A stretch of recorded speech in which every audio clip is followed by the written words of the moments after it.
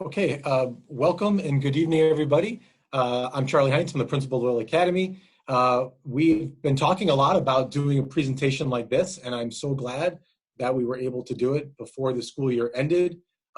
We are incredibly proud of our partnership with Compass. They've been a wonderful community-based partner. They serviced our students and our families incredibly well, and they've also helped us as administrators at Loyola. So I really want to welcome them and thank them for giving up their time this evening to host this webinar about how to support our students in the summer months that are coming up and how to handle all this COVID pandemic information that we're dealing with. So on behalf of all of Loyola Academy, thank you. And for all of our parents, welcome. It's great to have you here with us and to see us all together again. I'm going to turn it over to Sheila Blanchfield, our Director of Counseling, and she's going to talk a little bit about our presenters and the program tonight. Thank you, Charlie. I wish I could see everybody's faces out there because I know there'd be a lot of familiar faces and I'd be doing this, hey, oh, how's Tyler, how's Claire? Oh, so glad. But you know what? This beats traffic on the expressways, so I'm glad that we are all here tonight. Thank you for showing up. It's been a pleasure to work with Compass to put this presentation together for our community. As to reiterate what Principal Heinz had mentioned, Compass has been a huge support for our families, and they really are aware of the needs of our students and parents at this time, especially as we're moving into the summer months and we're transitioning. So please allow me to introduce our panelists for this evening. Dr. Alice Timchek attended medical school at Loyola University of Chicago, Stritch School of Medicine, and completed his residency training at Northwestern University in adult psychiatry and his child and adolescent psychiatry fellowship at Ann and Robert H. Lurie's Children's Hospital of Chicago. He's the medical director of Compass Health Center in Northbrook, where he treats patients of all ages with severe mood and anxiety disorders in partial hospitalization and intensive outpatient treatment settings. Heather Lewis graduated from Northwestern University with a degree in human development and psychological services and received her master's in social work from the University of Chicago School of Social Service Administration. She completed graduate training at Alternatives Inc. and Ann and Robert H. Lurie's Children's Hospital of Chicago. Seeing a pattern here. Margaret has worked with children and families in school, residential, outpatient, in-home, and hospital settings over the past decade. She joined Compass in 2017, which we are grateful for, and is the director of Adolescent Partial Hospitalization Program at their center in Northbrook. Heather Avels graduated from the University of Illinois, alma mater, in 1995 with a degree in elementary education and received her master's degree in special education in 1997. Heather worked with Deerfield District 109 in both special education and general education. In 2011, Heather began working at Compass Health Center as the Director of Education in their adolescent program. It's my pleasure to hand it over to Dr. Timchek. Thank you, Sheila and Charlie. Thanks, everyone, for joining tonight. We've had the privilege of being asked to do a few of these webinars, so welcome, first of all, and thank you for that introduction, Sheila. We, at Compass, as you mentioned, Sheila, I'm the medical director. We treat really kids and adults of all ages with mood and anxiety disorders, and as you can imagine, we've gotten a lot of questions, not just from parents, but from adolescents about what life is going to be like during and post-COVID. So I'm not going to pretend that we have all the answers, but hopefully we can respond to some of the questions and thoughts that you guys have had and really speak to some of the questions that are outstanding about what the next couple months are going to look like. So I'm going to hand it over to Margaret Lewis, who's the director of our adolescent PHP. And before I go on, please feel free to ask questions. Use the chat function for Zoom. I don't know how many Saturday Night Live skits you guys have watched about Zoom, but it actually works. And we're going to try and touch upon as many as we can by the end of the hour. Okay? So, Margaret, it's up to you. Thank you, Dr. Timchek. So just to kind of zoom in on what we'd like to talk about this evening, we really want to make space to explore the ongoing and changing needs of our adolescents during this time, discuss ways we can support them as they transition through the end of the school year and into the summer. We'd like to offer some information and guidance around ways as parents, guardians, and support, we can help our adolescents increase their understanding of their emotions and ways to cope with them, including the sense of grief and loss that's coming up for many of us. And we want to provide some takeaways and some tangible things you can take back to your families and communities some frameworks for some of the challenging conversations we know are coming up at home, and some concrete strategies and coping skills that we can use, our adolescents can use, and we can use together.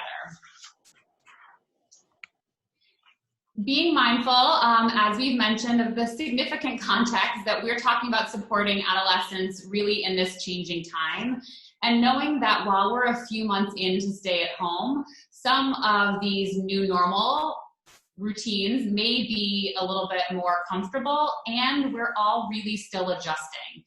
This is new and ever-changing for all of us, and giving ourselves credit, being gentle for ourselves, knowing that for each of us and each of our adolescents, the ways in which we react and process what's going on will be different and may change over time.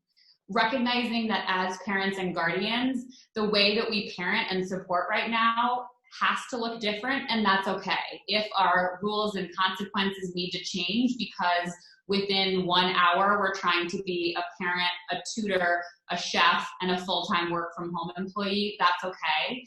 We're big believers in that we're all doing the best we can, and we hope we can provide some strategies so that we can all feel empowered to try a little differently in the areas that we've been feeling stuck.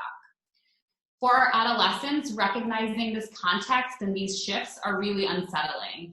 And we know that the teenage brain craves consistency and predictability, even when our teenagers say they don't really want that. And knowing that developmentally, our adolescents are trying to gain more independence and power and control over their environments. And obviously those tasks are much harder now that we're at stay at home. In addition, it's really normal for our adolescents to be hyper-focused on those peer relationships as a way to understand who they are and live out those values. And again, those are facing some big challenges. So while we know that COVID has created a range of crises for all of us and our families, within those crises, we also have some opportunities to learn and grow in new ways. And one of those opportunities that we've spent a lot of time talking with our adolescents and families about is gaining a greater sense of our internal experience. So thinking about it as we may feel like we can understand and have less control over the world around us, and can we use this as an opportunity to look within and feel more empowered about what we're feeling and how things are working inside of us. So one place to start with adolescents is to really normalize talking about our feelings specifically. So rather than saying I'm feeling good or bad, can we use specific emotion words?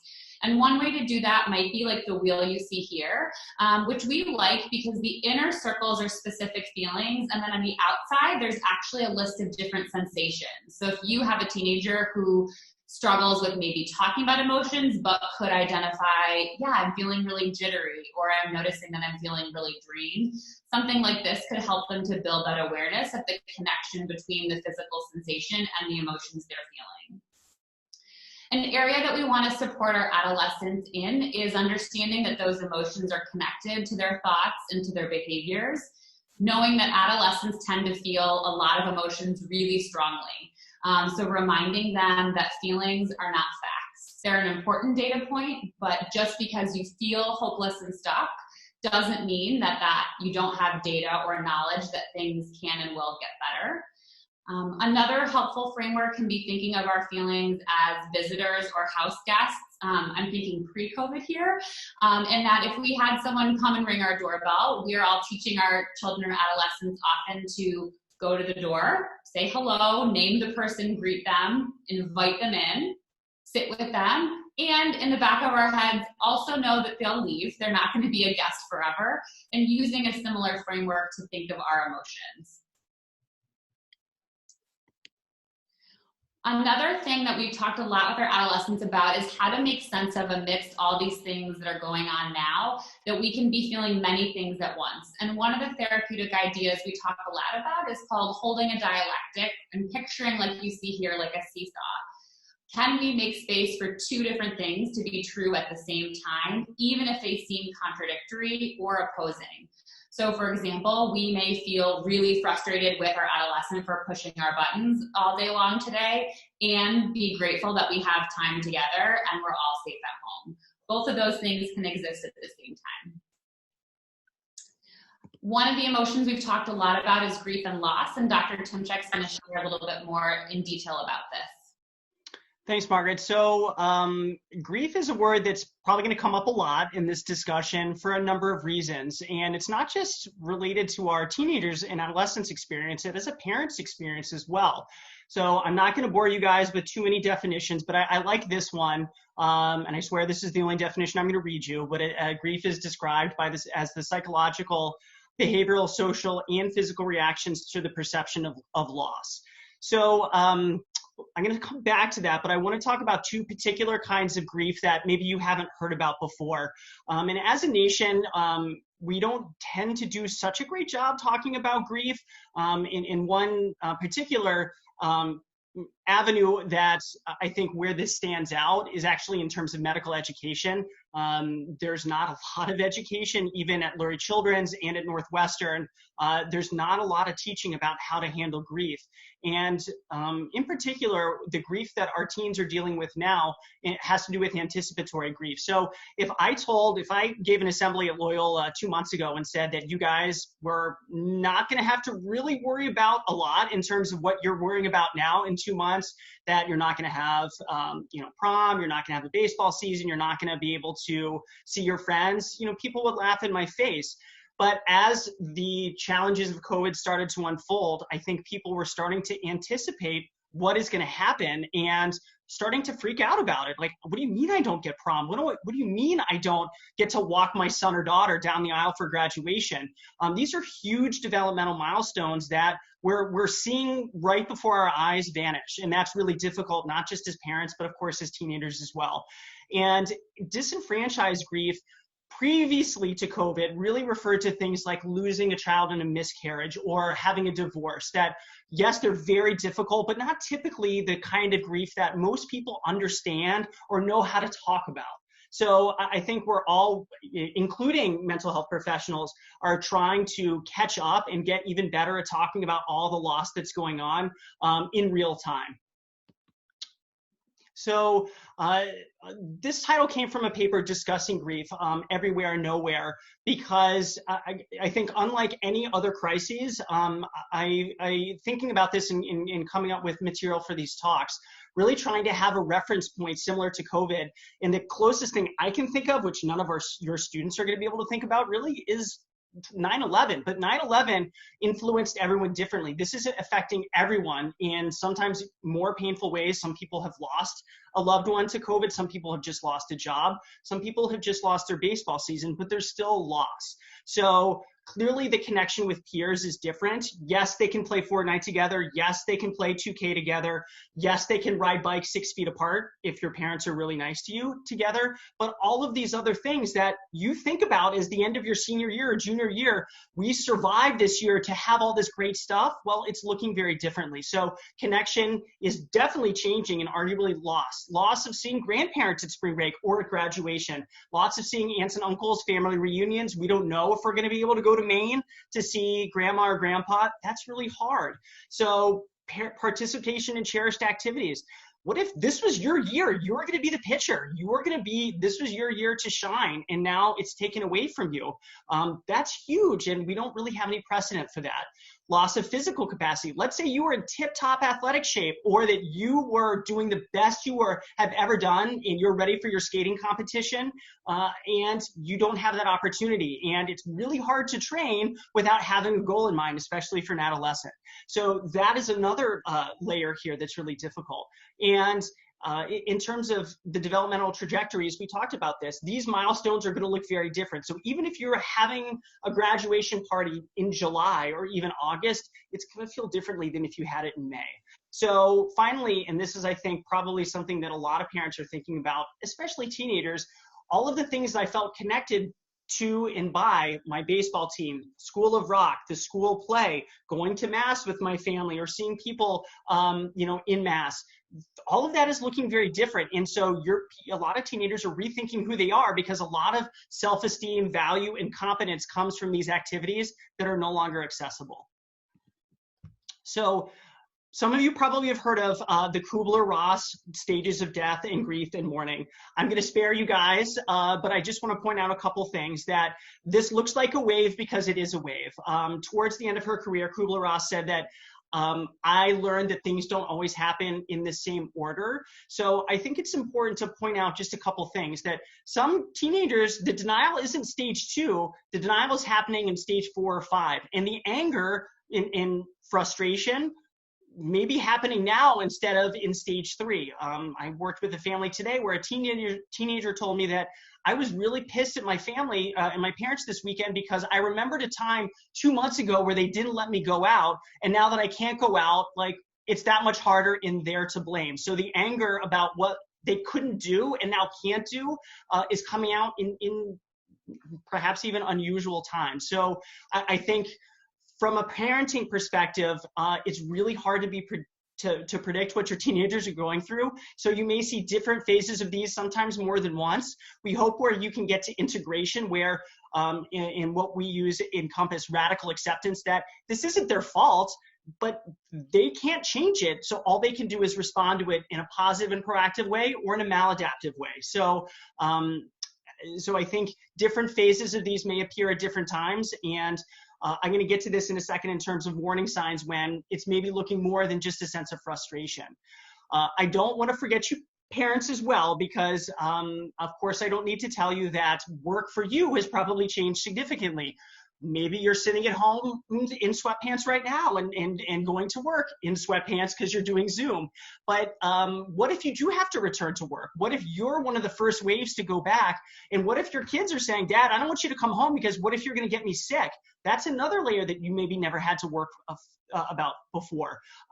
What if you're outside of your comfort zone? What if you're a triage nurse, at an emergency room and you're not ready to deal with all the COVID that's coming to you, or unfamiliar work practices? What if you're having to wear a mask or answer emails or take a different shift because that's what you have to do to keep your job? These are all questions that aren't going away, and it's a slow burn that is draining you as a parent. And just like Margaret said, having to be a chef, a tutor, a teacher, and hold your job and deal with all these dynamics isn't easy for parents either. And boundaries are shifting, right? You may not have had to do homework with your kids more than once or twice a week, but if you're trying to be in a meeting and your 12-year-old's breaking down because he doesn't get a math subject, that's hard. So I think one challenge moving forward, amongst the challenges moving forward, is that there are some bright spots. Maybe some kids cheered the fact, especially if they have a history of anxiety, that I don't have to be in the crowded hallways in classes. This is great. This is actually everything I could have hoped for until it's month 2.5. Then the challenge moving forward is that the stuff that they thought that they were going to have, being able to hang out with my friends, but not deal with the junk at school that I didn't like, well, part of the challenge, guys, is that this is changing all the time. So I wrote a question here. Am I really going to hang out with only 10 people all summer? So I don't know how closely you've been following the Governor Pritzker's phase stage of return. I'll give you the shorthand notes. Right now we're in phase 2. The earliest we can get to phase 3, where it is allowed to have groups of 10 or more, is May 29th. As of Monday, the rest of the state was on pace to do that. But I hate to tell you, as of today, it's the highest number of deaths in the state. And Governor Pritzker has said that the Chicago area curve is not declining fast enough. So there is a chance, and don't take it from me, I'm not a public health official, that we may not technically have permission to do this until after May and in June. So this is some of the uncertainty as mental health providers and as parents we're having to deal with. And I already referenced losing prom, losing the ability, not just as a child, but as a parent, to see your kids go through these milestones are among the other challenges that it's not just the kids' problem. We're mourning this too. So this is a great image that Margaret found, where having a graduation party via Zoom is probably going to be the reality, and trying to make the best of it, using radical acceptance that we're doing this so we don't get grandma sick or have grandma have to get on a flight. It's maybe not such a silver lining, but ultimately these are part of the hard choices that we're having to make. And in some ways I don't envy you, Charlie and Sheila, about the decisions you're going to have to face for next semester because of all the uncertainty. And we want to make sure that it is not only okay, but encouraged to talk about this uncertainty, because the more we can label it, as Margaret has said, the more we can tame it. And in the uniqueness of this circumstance, where it's not just the kids who are dealing with this, but the parents, that especially with older teenagers, this is a point of commonality that you can share some of the anxiety. And we'll talk about this a little bit later about how to communicate about COVID and this uncertainty. So yeah, I love that picture. Thanks, Margaret. So in terms of things to look out for in common reactions to stress. So perhaps not surprisingly, kids wanting to stay up till 3 in the morning because that's when the Zoom house party FaceTime is with their friends. No, I don't want to go to bed because I miss all the fun stuff. Yes, I have FOMO. We've all heard about that, especially in the past 2 months. But if they're waking up at 2 and not willing, able, or wanting to get to their work, that's a problem. And we might see increases in physical symptoms. I'm too nauseous. I can't turn on Zoom because I didn't do the work. I'm not comfortable. Kids complaining of headaches because they're too anxious about things. Increased irritability. I don't want to turn off Fortnite. I don't want to do my work. I'm tired of COVID. I just need to do this because this is what's making me feel good. We've heard a lot about this recently. In this flip side of the irritability is isolation. I'm just going to hang out in my room. I don't want to deal with you guys, especially for folks who live in smaller places or apartments where there's only one bathroom and maybe grandma's visiting or staying with you. Maybe you don't have any space to be alone. So that is going to potentially prompt some people to want to isolate. And of course, the decreased sense of safety.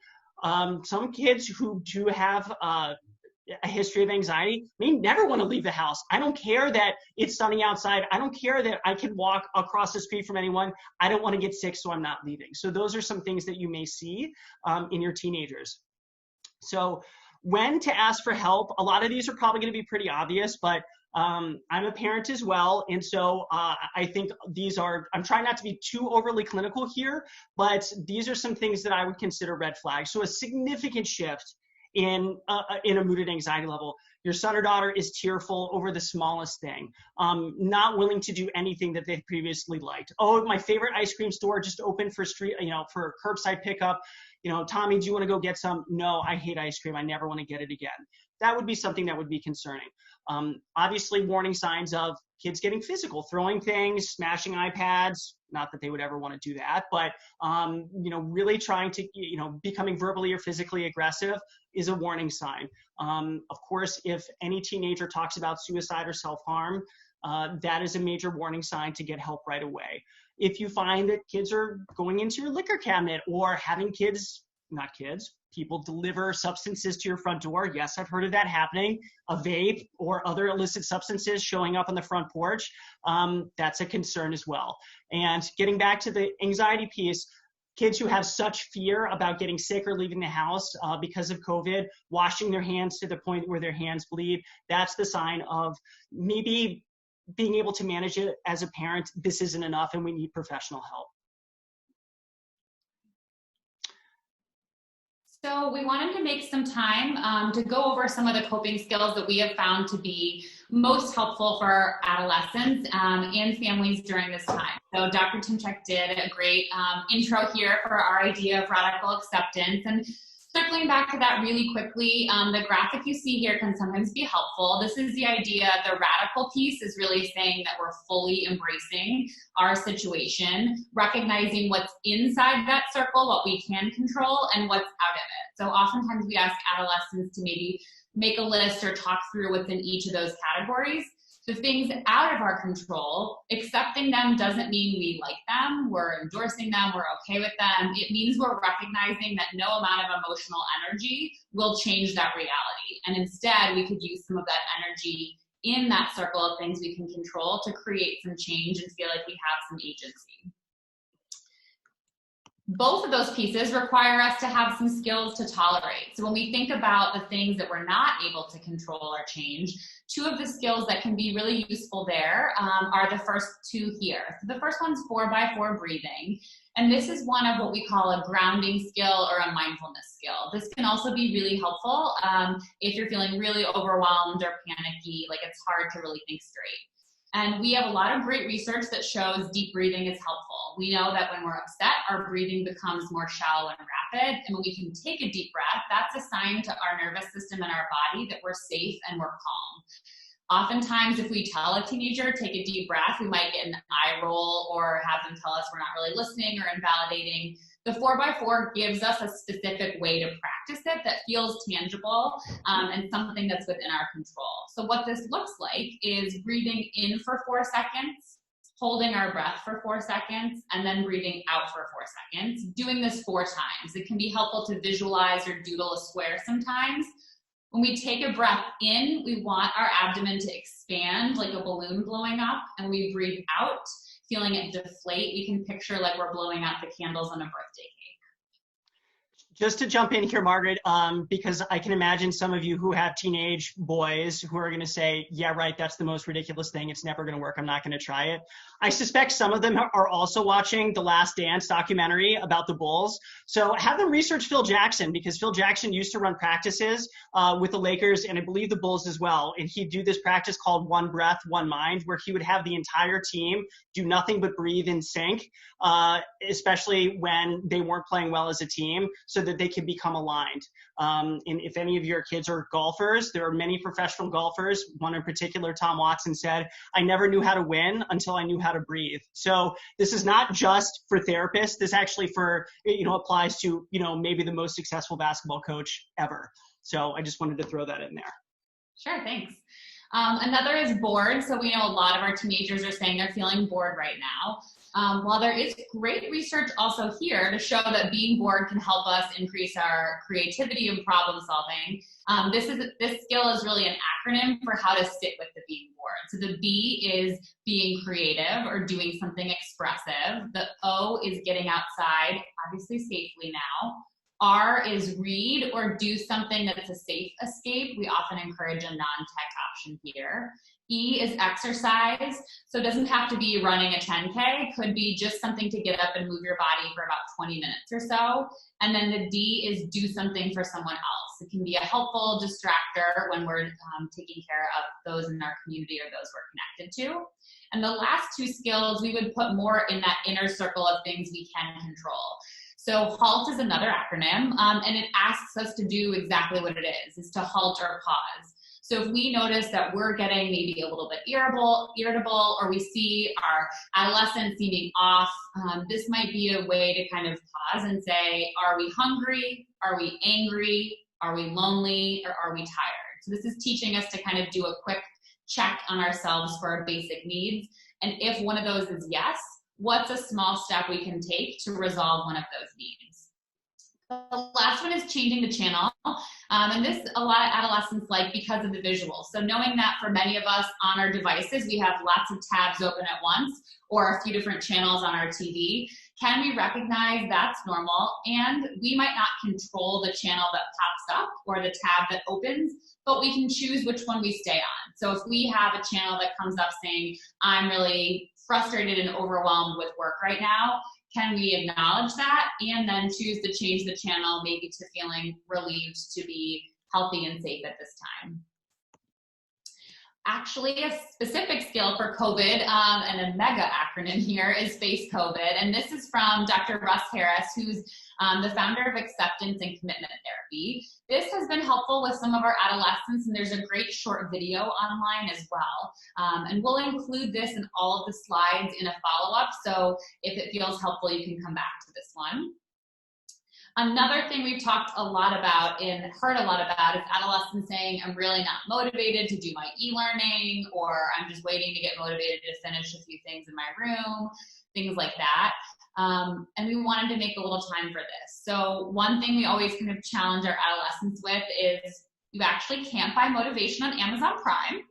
And it's not a personality trait. You know, we oftentimes hear adolescents saying, oh, they're just a lot more motivated than me, or I'm going to wait till I feel motivated. Neither of those is necessarily helpful. And we actually do have some control and choice in our motivation.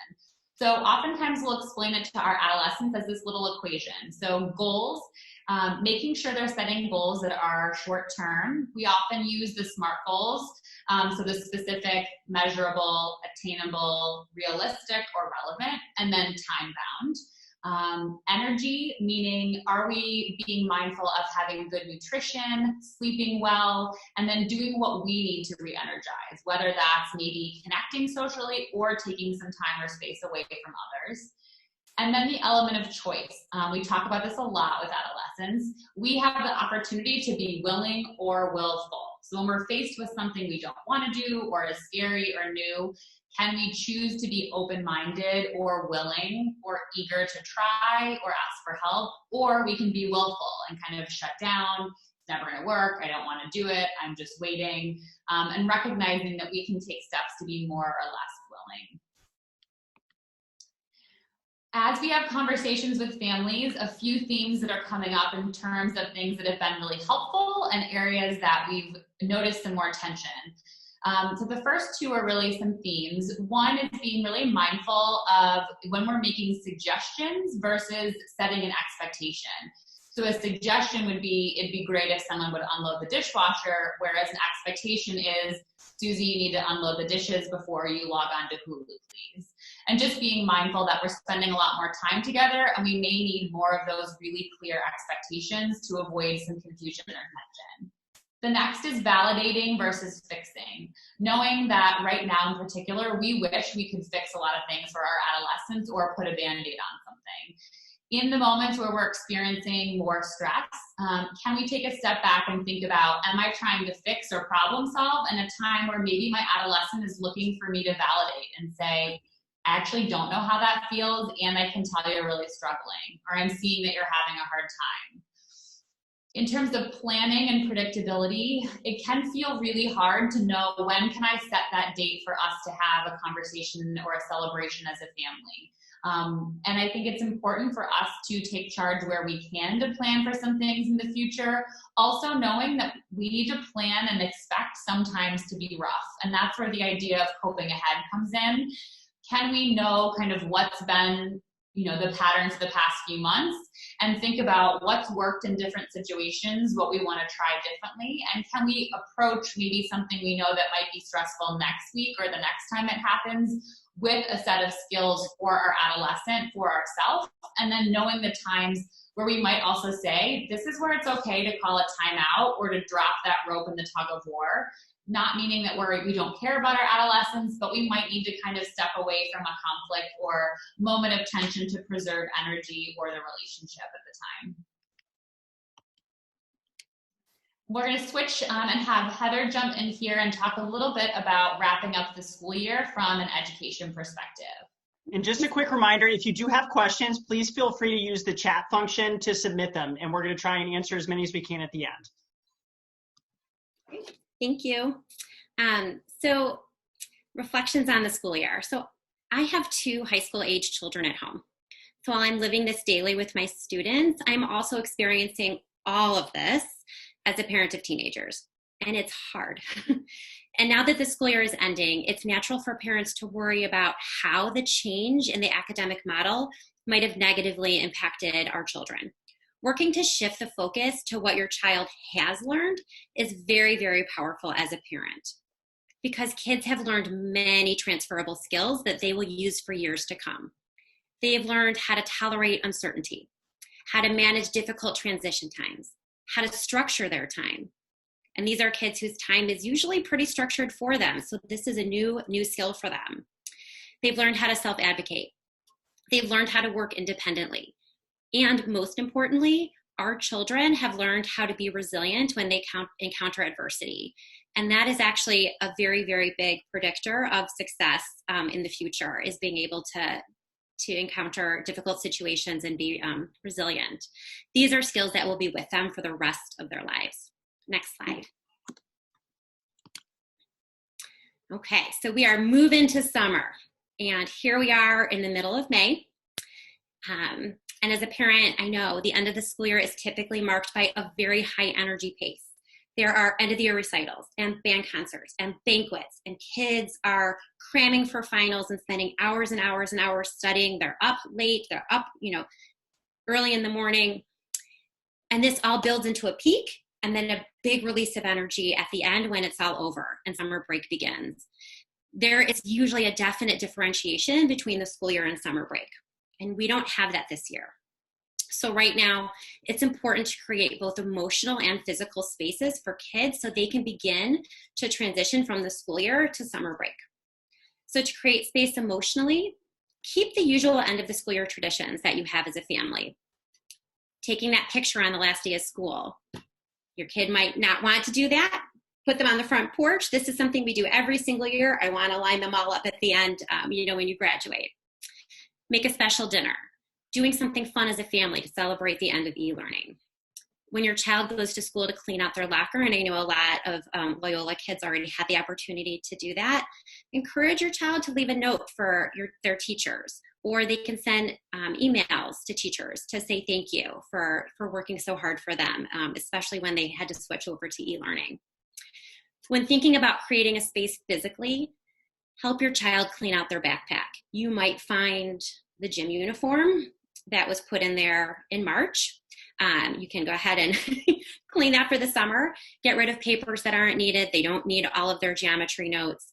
File papers that you think might be needed next year. Put away books. We don't need the Odyssey out all summer.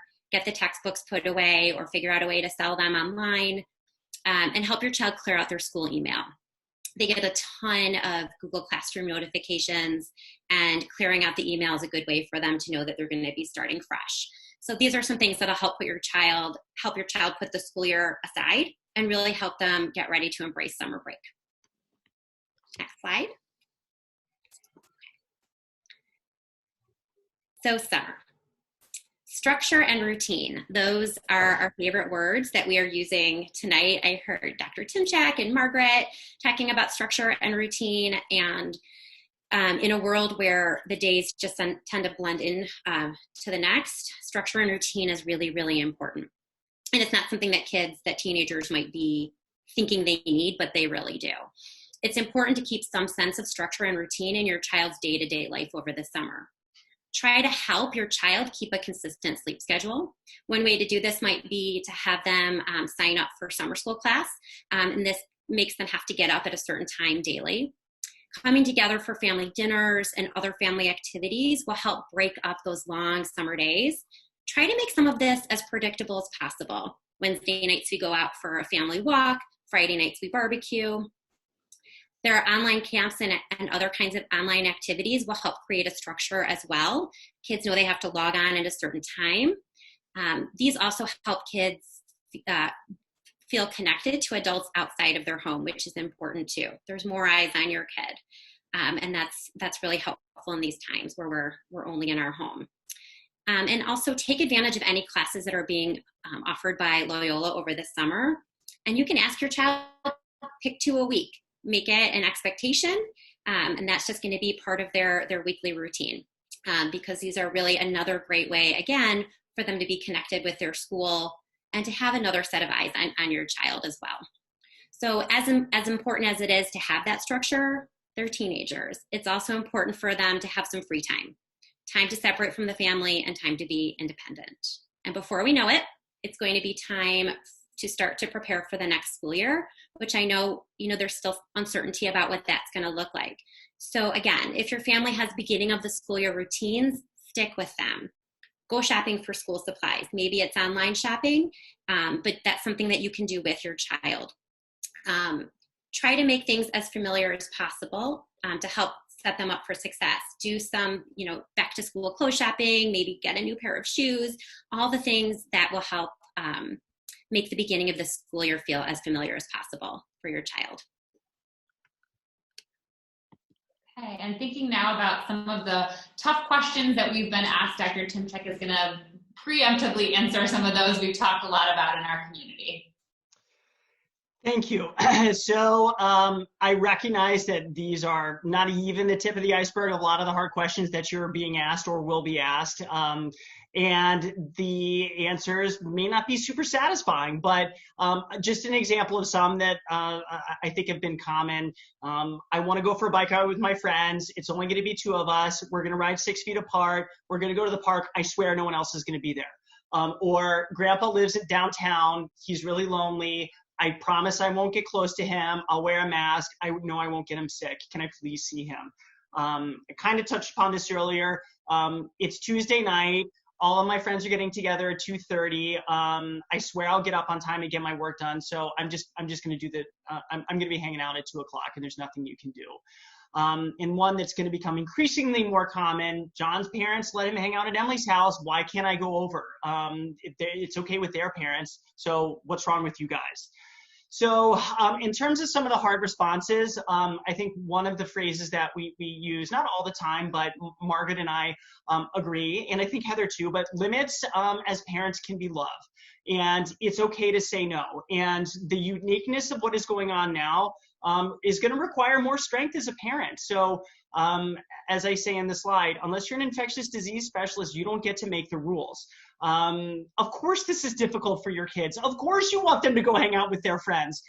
You want more than anything to say, go spend all of Saturday, it's sunny, go to the beach, have fun. Just don't drink or smoke any weed, and then you can come home. But we can't say that right now because of all of what is happening. And I'm not an infectious disease specialist, but the stakes still remain high. The risk is real. So your kids are going to get mad. They're going to say, you don't understand. I deserve this summer. You think this is hard on you. This is hard on me. You don't understand.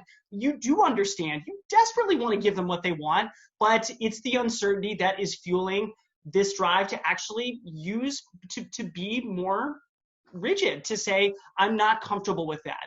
You may have a teenager who's getting ready to go off to school, who you feel is competent and able to go visit grandpa, to wear a mask, to wear gloves, to wash your hands, but you may not be so sure if, you know, his brother, who's a junior and his brother's a senior, his junior brother is not going to go run into a huge pack, a horde of kids who are going to show up at the beach, and they're not going to care about social distancing because that was so last week. So I think the really hard part is that you have to do your best as you can as your parent, and you can't make them make good decisions. But, and forgive me for getting a little grim here for a moment, but I do think swinging the pendulum all the way to the extreme is important, at least to talk about or think about briefly. So let's say that you did let them do that, and you found out from one of your friend's moms that so-and-so 2 days later is coughing and has a fever. How are you going to feel about that then? And worst case scenarios, imagine if your son or daughter develops a cough and a fever, and you're trying to decide, because your pediatrician doesn't know, do I go to the ER? So these are very real concerns. And even though we know that adolescents and kids so far tend to recover more, we still don't have enough data about the infection rates. And again, in New York, I don't know how close you've been following the news, but there are some vascular complications that are happening with kids that we are related to COVID. It's similar to something called Kawasaki syndrome. So there's so much that we don't know. And I can't propose that I have all the answers. Similar to what Fauci said in his hearing yesterday, he doesn't have all the answers. And so being conservative has its value. Ultimately, there is going to be a time where you're going to say, yes, you can have 3 friends over. You can sit in the front yard or backyard and socially distance. You can hang out. If that's what you can control and you're comfortable, and if that helps your kids, that's reasonable. I promised I wasn't going to give you guys homework, but I do think it's worthwhile to check out the CDC website, because some things that you may not be aware of, but technically social distancing in close contact, if you wear a mask and whoever you're with is wearing a mask and you're 6 feet apart, even if you have COVID and they have COVID, technically, according to the CDC, that is not close contact. If your kids are far apart and wearing masks, they can hang out for more than 10 minutes. But that's potentially pushing it if you don't think that they're capable of doing that. So I think it's going to require a lot of soul searching as parents about what we think our kids are capable of doing, or do you go with them to monitor them so that you can give them some freedom and flexibility so you can get out of the house. But I still think it's important for you as parents to recognize that what you choose to do may lead to consequences that are pretty painful. And ultimately, for grandpa and for the elderly that you may be connected with, this is really the scariest thing. Some colleagues who are infectious disease specialists say that is the really biggest worry, that 1/3 of the people who have passed away in this country are those who are elderly, and we don't know where it's getting, how it's being transmitted to them. So you're being forced to make these decisions as a parent. It's a lot of pressure on you. So talk to your kids' parents, your kids' friends' parents, excuse me. And I think having open and honest conversation, do they come to my house today? Are they socially distancing? Are they able to go to your house and socially distance? These are things that we have to talk about now, because as I said a few minutes ago, there is a very strong chance that the 10 people rule is not going to come into place until maybe even the middle of June or even July. That's a long time to wait. So the last thing, because I could belabor this for a while, is that you guys have made it this far. You've made incredibly difficult choices. If you feel like you have a lot of questions, I actually encourage you to talk to your kid's doctor. Get more information, educate yourself so you feel like you at least know what the risks are and what you're comfortable doing, because I'm sure you're thinking this, there's gonna be nothing worse as a parent as if if your child gets sick or one of their peers gets sick and you said, why did I let them do that? So we hope that it's going to get to the point soon where kids can be responsible and the rules from on high are going to be changed so that we can feel more comfortable making these decisions. But right now, it's still really difficult to be a parent. But I'll end this slide to say it's okay to say no.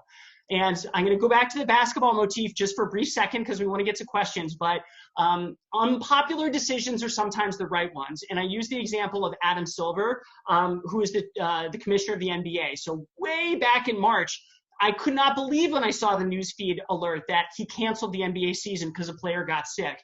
That decision probably saved maybe 20, 30, 40,000 lives. And here's why. Because of that decision, March Madness was canceled. Then it was easier to cancel the hockey season. Then it was easier to postpone the baseball season. Think of all those fans who would have been in close contact with each other. So all of the summer festivals are now canceled. So that was a wise decision. We're thinking now it lost the league billions of dollars, but it was the right thing to do because he anticipated that this is a risk that I'm not comfortable with. So that ends the slides, and I do see some questions popping up, and thank you for submitting them, and we'll do our best to get to all of them. I'm going to stop the screen share just so you can see people who are answering questions, and again, we will share the slides later for anyone who is interested. Thank you so much for really informative, and can tell that you all are very passionate about what you're speaking on. You are right there living it and helping families and students through it.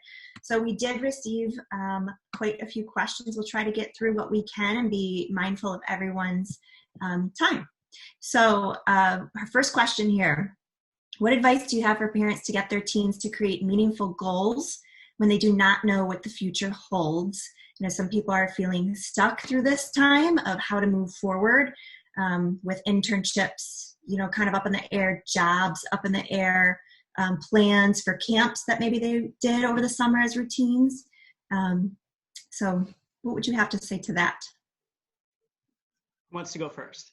I can jump in. I think that idea of the SMART goals can be helpful. And I think shifting the idea of a goal from maybe the whole summer to like the next few weeks, or if my goal was to get an internship, can we shift it to how can I do something meaningful related to this area of a career? And it might be some of the to-dos are doing some research online, or maybe having a FaceTime call with someone in that industry. So I think helping them to make space for like grieving what they thought the goals could be, or that they're going to have to change, and then keeping them maybe even more specific or short-term since things are continuing to change rapidly around us. And this may sound a little bit old school, but I'm sure there's been plenty of binge watching going on. So instead of going through Orange is the New Black for the third time, maybe you can say, before you binge watch the next show, maybe you can binge read the whole Harry Potter series again, or the Foundation series by Isaac Asimov. Is there some series of books, even if it's only 3, that they can offset all of the screen watching? That's a common question, like, oh my gosh, I really don't want my child to be on the screen even more. And so trying to be realistic that, again, using some of the socialization for games like Apex Legends and Fortnite and Animal Crossing and Roblox, they are at least talking to each other, but trying to have an attainable goal that involves books just as an incentive might be something that's worth considering, because the weird thing is that as painful as this is in a lot of ways, they're probably never going to have this much time again. And so really brainstorm, have them come up with 5 ideas, starting for the most wild and crazy, like, okay, we're really not going to go, skydiving, near Kathmandu, but maybe we can go for a drive and do an architecture tour of Chicago on Sunday if it's raining because we have nothing else to do, and work your way down. Just another thought. I really like this next question because I feel like it's applicable to all of us. Should we be talking with them about long-term? What are things going to look like next year? How should we plan for that? Or should we really try to be redirecting them about staying to discussions about the present and things that we can control and that we know that we can control? I can talk a little bit about just what I've done with my own freshman and junior living in my house. I think both, right? You don't want to look too far in the future because we don't have the answer to those questions. But I think talking about, again, just what Dr. Timchak had said about these are the phases and here's where we're at. And, this is where we need to get in terms of % of positive testing to be able to move to this. And this is what the 3rd phase is going to look like. So, and I'm not even talking to the kids about vaccine 5th phase. Just, here's what's next. And this, because that's in the reachable future for them. I also think it can be helpful to, and as silly as this might sound, like set a time to talk about the long term. So like if Sunday nights or when you kind of game plan for the week, maybe like every other Sunday is where you're like, this is something that we're thinking about for next month, or even having those benchmarks. I think for a lot of adolescents, what feels overwhelming is like, when are we talking about what? And if we're all together all the time, am I getting 8 million questions about how I'm feeling, or when can I ask my parents about this? So even if it's just setting like a time or place, or if those conversations are stressful, doing them like versus face-to-face, if you do something side by side, so like walking together or cooking next to each other can be helpful versus more of those stressful or unnerving conversations sometimes.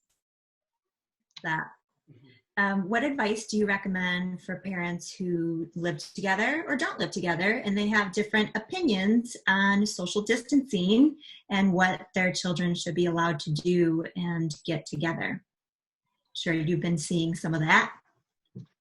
Yeah, that's a really good question and a tough one, just because for separated or divorced families, getting on the same page about something this important is maybe not the easiest thing to do, because one household may not have as much space for one of the kids to do their own thing, and so there's going to be a bigger incentive to want to hang out with friends. So as much as possible, trying to figure out what's reasonable. And again, if you have 1 or 2 situations where the kids' friends come over and you're closely monitoring to see how they're doing, just to give it a trial run.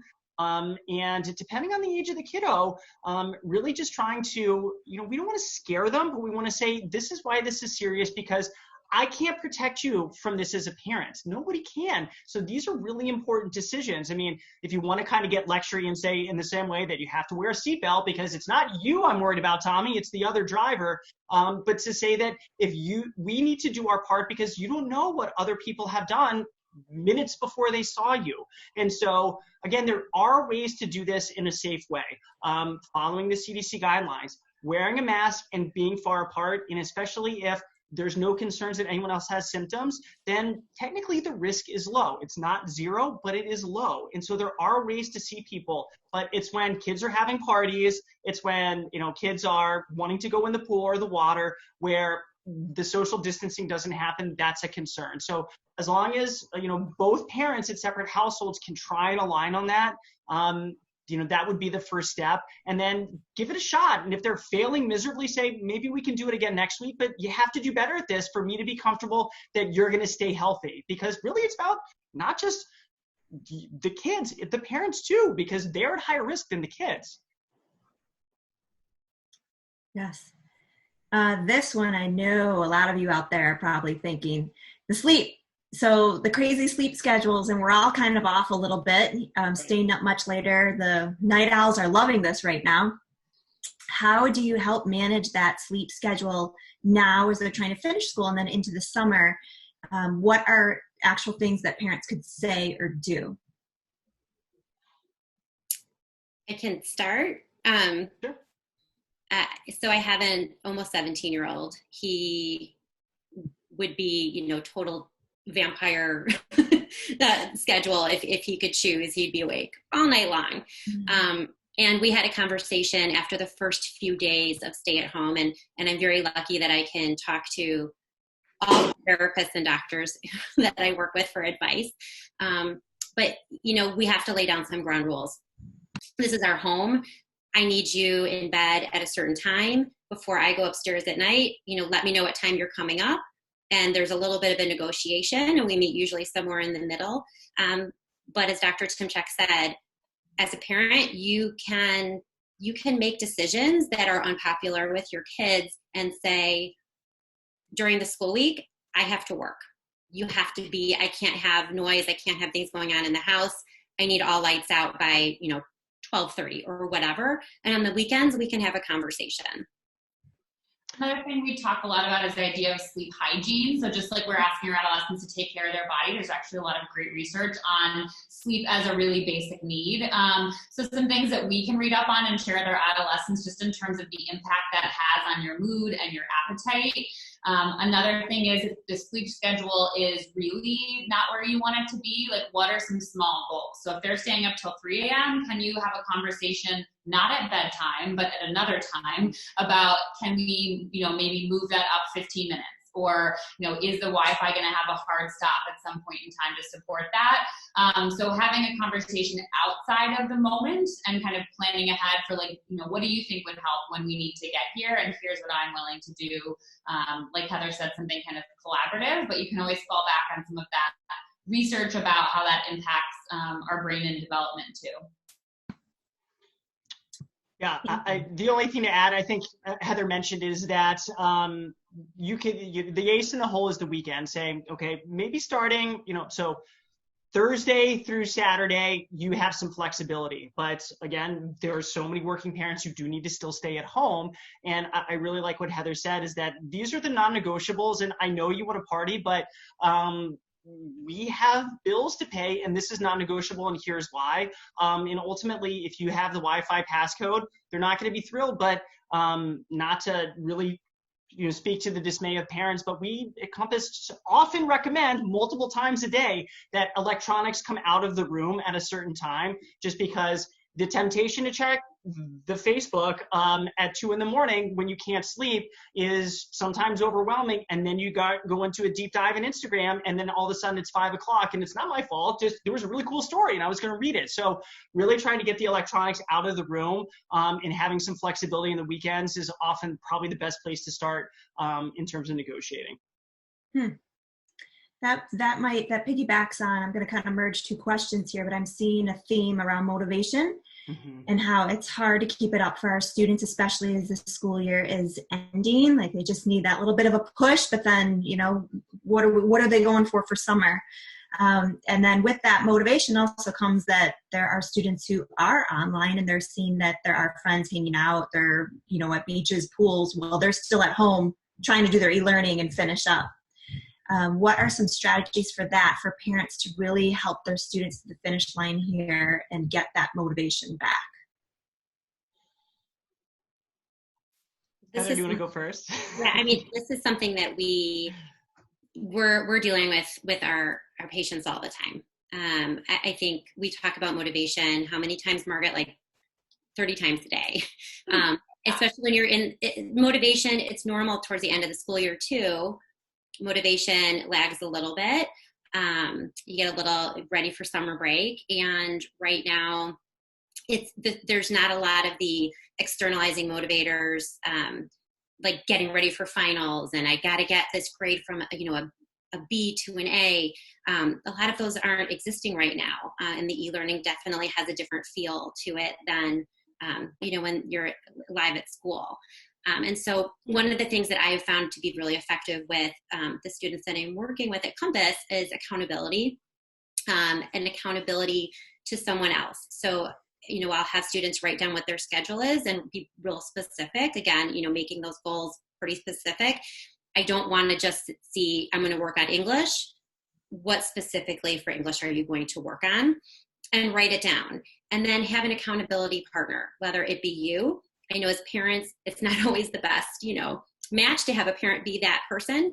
Maybe it's a favorite aunt, maybe it's a cousin, maybe it's grandma, and it can be as easy as, shooting grandma an email or sending a text message. This is my goal. I'm going to do it at 3:00, and then having grandma check back in to see if they've done it. People tend to be, the more completion of goals if they know someone else is checking in on them.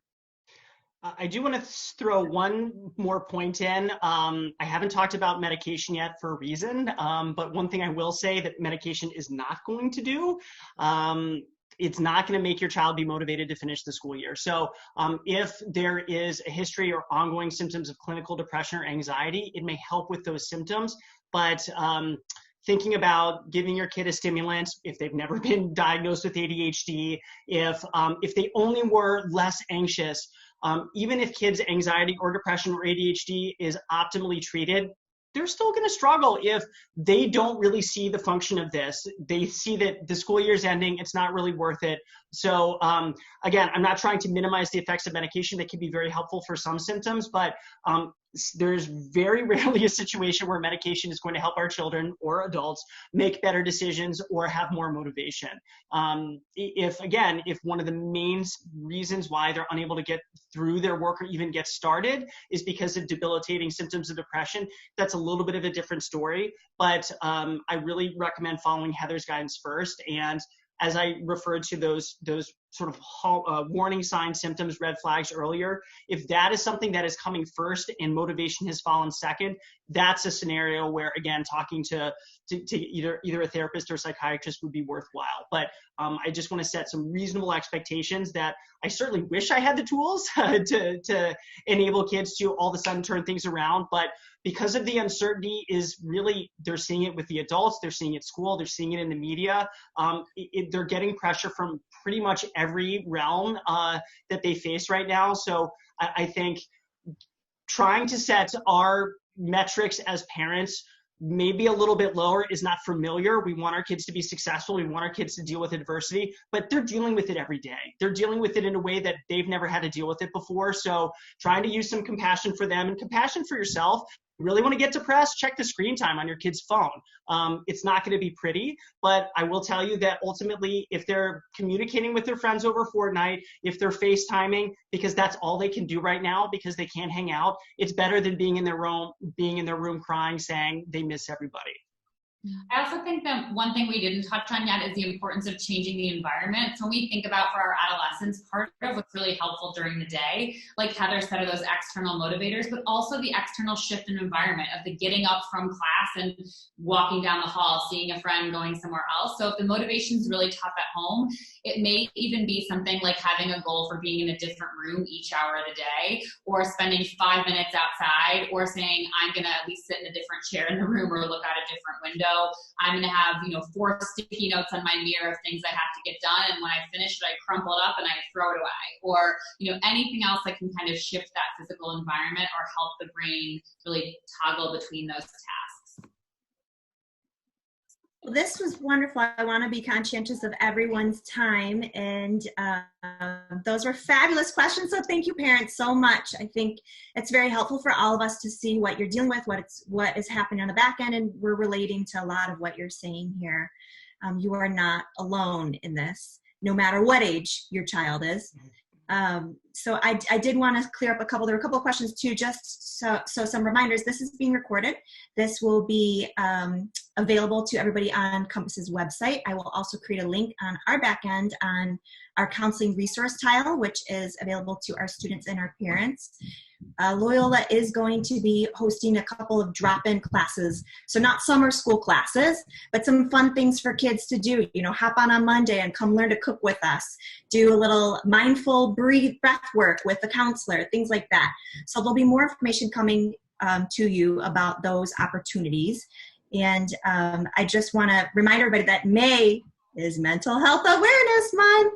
So I appreciate that. We're wearing blue for mental health awareness, and I appreciate that Compass Health Center was here to really take this time this evening with our parents. And like you always do, you give such care to our community, and thank you so much for that. Let me just say thank you again to Compass. You guys are great partners. Thanks for all you do to support our community, Sheila, thank you for putting this together. Really well received. Thank you to all our parents out there. Special shout out to all of our seniors who had their last day today. We miss you, we care about you, and we can't wait to see you again real soon back on campus. So thanks for everybody's time. Much appreciated, and go Ramblers. Thanks, everybody. Thank you. And thanks for having us. Thank you.